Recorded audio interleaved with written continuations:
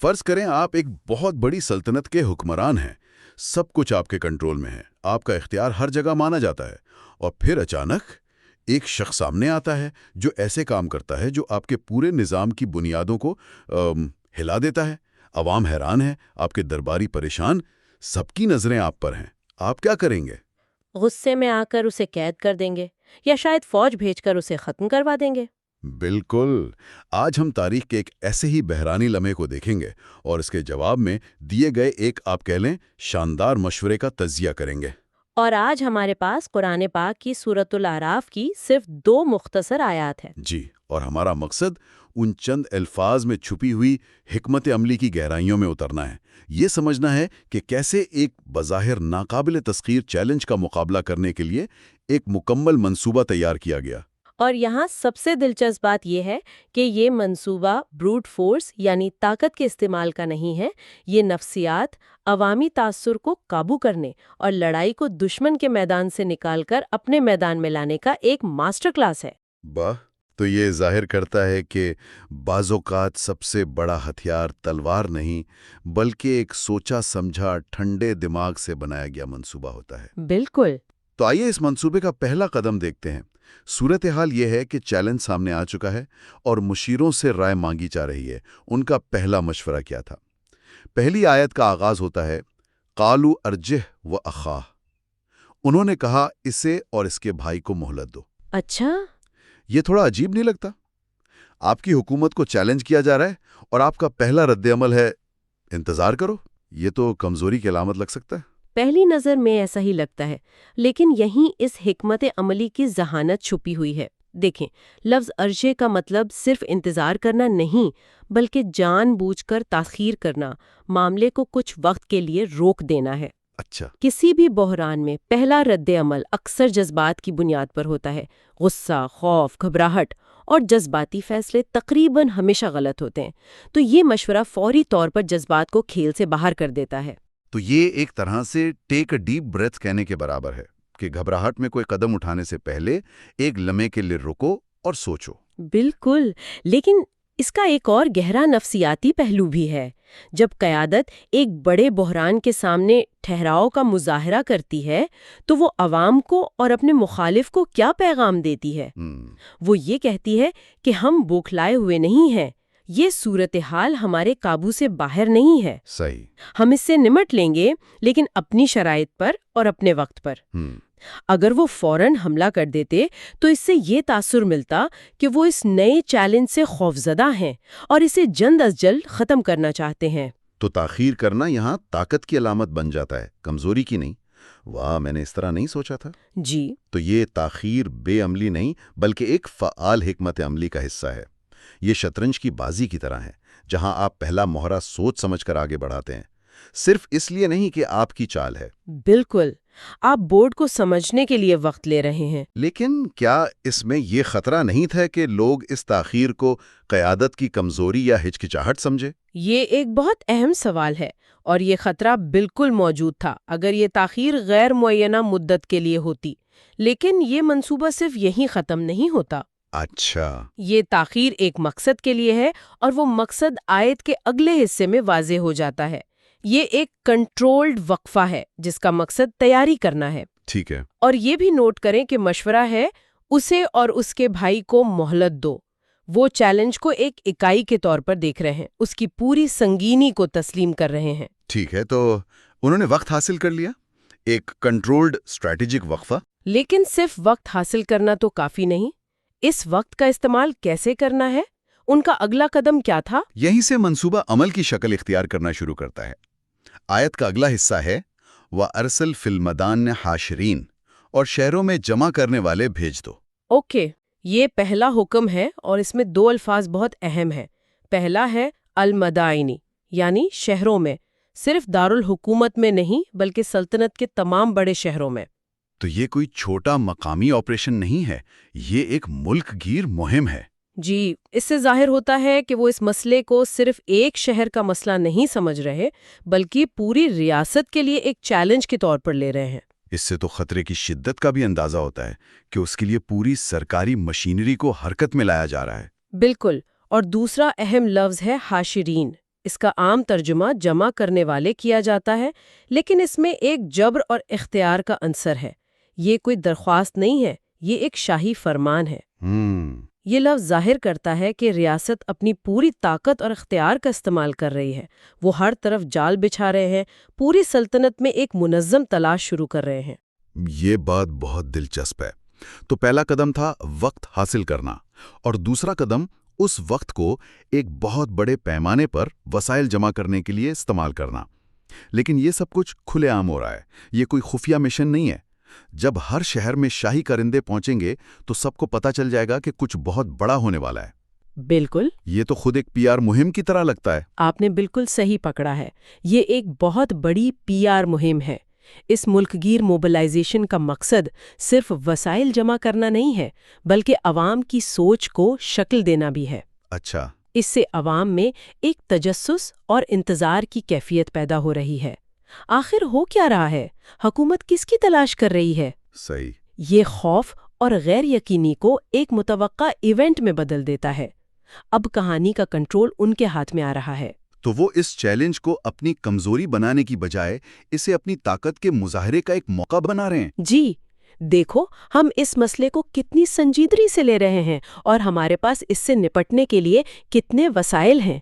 یہ بہت ذہین چال ہے۔ لیکن اب سب سے بڑا سوال یہ ہے کہ وہ جمع کس کو کر رہے ہیں؟ سپاہیوں کو، جاسوسوں کو؟ اور یہی اس منصوبے کا سب سے شاندار حصہ ہے جو اگلی آیت میں آتا ہے، یاتو کا بکل ساحر علیم۔ وہ تمہارے پاس ہر ماہر جادوگر کو لے آئیں گے۔ ہر ماہر جادوگر کو؟ جی، یہ اس حکمت عملی کا مرکز ہے۔ فوج نہیں، محافظ نہیں، بلکہ جادوگر۔ اور صرف عام جادوگر نہیں، بلکہ ہر علیم جادوگر۔ یہ بات مجھے سب سے زیادہ حیران کرتی ہے۔ اگر کوئی آپ کی حکومت کے لیے خطرہ ہے تو آپ اسے ختم کرنے کے لیے فوج بھیجتے ہیں، نہ کہ اس کے ساتھ مقابلہ کرنے کے لیے ماہرین کو بلاتے ہیں۔ یہ رد عمل غیر معمولی نہیں لگتا؟ بالکل لگتا ہے، لیکن ایسا کیوں کیا گیا؟ کیونکہ مشیروں نے چیلنج کی نوعیت کو سمجھ لیا تھا۔ انہیں اندازہ ہو گیا تھا کہ یہ طاقت کا نہیں، بلکہ ہنر، عقیدے اور عوامی تاثر کا مقابلہ ہے۔ اگر وہ فوج بھیجتے اور موسیٰ علیہ السلام کو قتل کر دیتے تو وہ انہیں ایک شہید بنا دیتے اور خود ظالم کہلاتے۔ اور اس سے ان کا نظریہ شاید مزید پھیلتا۔ بالکل، تو انہوں نے لڑائی کا میدان ہی بدل دیا۔ انہوں نے کہا، تم دعویٰ کرتے ہو کہ تمہارے پاس ایک خاص ہنر ہے، تو ہم اس کا مقابلہ اپنے ہنر سے کریں گے۔ لوہے کو لوہا کاٹتا ہے والی حکمت عملی۔ جی، تو وہ اس چیلنج کو ایک مجرمانہ فیل کے بجائے ایک پیشہ ورانہ مقابلے کے طور پر پیش کر رہے ہیں۔ اس سے بھی گہری بات ہے۔ لفظ علیم پر غور کریں، اس کا مطلب ہے علم والا، ماہر، اپنے فن کا استاد۔ وہ عام کرتب دکھانے والوں کو نہیں بلا رہے، وہ اس فیلڈ کے PhDs کو بلا رہے ہیں۔ یوں سمجھ لیں اس شعبے کے سب سے بڑے ناموں کو جمع کر رہے ہیں۔ اس سے دو باتیں ثابت ہوتی ہیں۔ اول، وہ اپنے مخالف کی صلاحیتوں کو کم نہیں سمجھ رہے، وہ تسلیم کر رہے ہیں کہ یہ چیلنج بہت اعلیٰ سطح کا ہے، صحیح، اور اس کے لیے بہترین ماہرین کی ضرورت ہے۔ جی۔ اور دوم، وہ عوام کو یہ پیغام دے رہے ہیں کہ ریاست اس چیلنج سے نمٹنے کے لیے اپنے بہترین وسائل بروئے کار لا رہی ہے۔ یہ اعتماد بحال کرنے کی ایک زبردست کوشش ہے۔ جب ملک کے کونے کونے سے بڑے بڑے نامور ماہرین دارالحکومت میں جمع ہوں گے تو عوام کو لگے گا کہ قیادت نے صورتحال کو پوری طرح سمجھ لیا ہے اور وہ جیتنے کے لیے سنجیدہ ہیں۔ بالکل، اور یہ ایک بہت بڑا جوا بھی ہے۔ وہ اپنی پوری ساکھ داؤ پر لگا رہی ہیں۔ وہ کہہ رہے ہیں کہ ہمارے نظام کے بہترین ماہرین مقابلہ یہ ایک شخص، اور اگر ان کے ماہرین جیت گئے تو نہ صرف یہ چیلنج ختم ہو جائے گا بلکہ ان کے نظام کی برتری بھی ثابت ہو جائے گی۔ لیکن اگر ان کے ماہرین ہار گئے تو ان کی پوری ساکھ ختم ہو جائے گی۔ یہ تو بہت بڑا خطرہ مول لے رہے تھے۔ اگر ان کے تمام بہترین لوگ مل کر بھی ہار گئے تو یہ اس بات کا ثبوت ہوگا کہ موسیٰ علیہ السلام کی طاقت واقعی ان کے علم سے بالاتر ہے۔ یہ ایک بہت بڑا لیکن سوچا سمجھا جوا تھا۔ وہ اس بات پر شرط لگا رہے تھے کہ ان کی سلطنت کی اجتماعی مہارت اور علم ان دو افراد سے زیادہ ہوگی۔ تو اگر ہم ان سب باتوں کو جوڑیں تو ہمارے سامنے چند الفاظ میں ایک مکمل صحیح نکاتی منصوبہ سامنے آتا ہے۔ یہ تو کسی بھی جدید بحرانی صورتحال سے نمٹنے کے لیے ایک کیس سٹڈی کی طرح ہے۔ آئیے ان تین نکات کو ایک ساتھ دیکھتے ہیں۔ پہلا، مہلت دو، ارجعو۔ یعنی فوری جذباتی رد عمل سے بچو، سوچنے کا وقت حاصل کرو، گھبراہٹ کا تاثر مت دو۔ اور اپنا وقار اور کنٹرول قائم رکھو۔ جی، یہ دفاعی نہیں بلکہ ایک کنٹرولڈ حکمت عمل کا آغاز ہے۔ دوسرا، جمع کرنے والے بھیجو وہ ارسل۔ ایک بڑے پیمانے پر منظم اور ملک گیر تلاش شروع کرو، اپنے تمام وسائل کو متحرک کرو۔ اور عوام کو دکھاؤ کہ تم اس مسئلے کو کتنی سنجیدگی سے لے رہے ہو، اور اس طرح کہانی کا رخ اپنی طرف موڑ دو۔ اور تیسرا اور سب سے اہم نقطہ، ماہرین کی تخصیص بکل ساحر علیم۔ یعنی مسئلے کی صحیح نوعیت کو پہچانو۔ ہر مسئلے کا حل طاقت کا استعمال نہیں ہوتا، صحیح چیلنج کے لیے صحیح اوزار کا انتخاب کرو۔ اس معاملے میں ایک ہنر کے مقابلے کے لیے بہترین ہنرمندوں کو اکٹھا کرو۔ جب ہم ان تینوں کو اکٹھا دیکھتے ہیں تو یہ ایک بے عیب منصوبہ لگتا ہے۔ بالکل۔ تاخیر کرو تاکہ منصوبہ بنا سکو۔ منصوبہ یہ ہے کہ وسائل جمع کرو۔ اور وسائل کون سے؟ وہ جو اس خاص مسئلے کے لیے سب سے موزوں ہوں۔ یہ تو بالکل کسی بڑی کمپنی کے پروڈکٹ لانچ کی طرح لگتا ہے۔ جب کوئی حریف ایک نیا فون نکالتا ہے تو وہ فوراً جواب نہیں دیتے، وہ وقت لیتے ہیں، اپنے بہترین انجینئرز کو اکٹھا کرتے ہیں، جی، اور پھر ایک بہتر پروڈکٹ کے ساتھ مارکیٹ میں آتے ہیں۔ یا کسی سیاسی بحران کو دیکھ لیں۔ جب کوئی اسکینڈل سامنے آتا ہے تو حکومت فوری طور پر سخت رد عمل نہیں دیتی، وہ پہلے صورتحال کا جائزہ لیتی ہے، ماہرین کی کمیٹی بناتی ہے، اور پھر ایک سوچا سمجھا پالیسی بیان جاری کرتی ہے۔ یہ تاثر دینے کے لیے کہ وہ گھبرائیں نہیں بلکہ وہ انچارج ہیں۔ یہ وہی 3 نکاتی منصوبہ ہے: تاخیر، وسائل کا اجتماع اور ماہرین کا استعمال۔ تو وہ ایک خطرے کو ایک موقع میں بدل رہے ہیں۔ بالکل، جو چیز ان کی اتھارٹی کے لیے ایک چیلنج تھی، اب وہ اسے اپنی طاقت اور بالادستی کو دوبارہ ثابت کرنے کے ایک شاندار عوامی مظاہرے کے طور پہ استعمال کر رہے ہیں۔ بالکل، وہ کہانی کا رخ موڑ رہے ہیں۔ اب یہ موسیٰ علیہ السلام اور فرعون کا مقابلہ نہیں رہا، بلکہ یہ موسیٰ علیہ السلام بمقابلہ سلطنت کے تمام بہترین ماہرین کا مقابلہ بننے جا رہا ہے۔ وہ عوام کو ایک شو دینے کی تیاری کر رہے ہیں۔ ایک ایسا شو جس کے قواعد، وقت اور جگہ کا تعین وہ خود کریں گے، اور جس میں وہ یہ شرط لگا رہے ہیں کہ ان کے چیمپئن جیت جائیں گے۔ ہم نے سورۃ الاعراف کی صرف 2 مختصر آیات سے آغاز کیا تھا، اور اب ہمارے سامنے ایک بڑے چیلنج کے جواب میں دی گئی ایک مکمل اور گہری حکمت عملی موجود ہے۔ یہ بحران سے نمٹنے کا ایک بہترین سبق ہے۔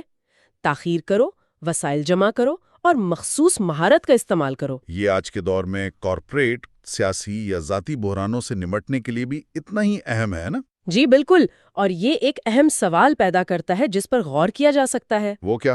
کسی بھی مقابلے یا چیلنج میں اصل جنگ کا کتنا حصہ براہ راست ٹکراؤ میں نہیں بلکہ اس سے پہلے کی گئی تیاری میں جیتا یا ہارا جاتا ہے؟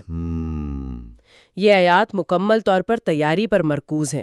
وقت لینا، وسائل جمع کرنا، صحیح ماہرین کا انتخاب کرنا، اس میں اصل مقابلے کا ذکر تک نہیں۔ تو اس سے یہ اشارہ ملتا ہے کہ نتیجہ بڑی حد تک منصوبے کے معیار سے طے ہو جاتا ہے۔ جی، اصل جنگ شاید منصوبہ بندی کے مرحلے میں ہی لڑی جا چکی تھی۔ اور آخر میں ایک اور نقطہ سوچنے کے لیے چھوڑ جاتے ہیں۔